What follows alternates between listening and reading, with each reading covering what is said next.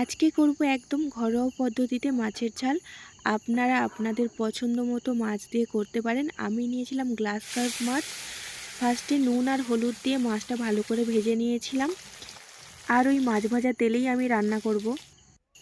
দেব গোটা জিরে, তারপর দেব পেঁয়াজ, তারপর ভাজা ভাজা করে দেব আদা রসুন বাটা, তারপর দেব টমেটোটা হালকা ভেজে দেব গুঁড়ো মশলাগুলো, দেব হলুদ, দেব লঙ্কা গুঁড়ো আর ধনিয়া গুঁড়ো, একটু জিরে গুঁড়ো দিয়ে অল্প করে জল দিয়ে মশলাটা কষিয়ে নেব। আর হ্যাঁ, দিয়েছিলাম তেজপাতা দুটো।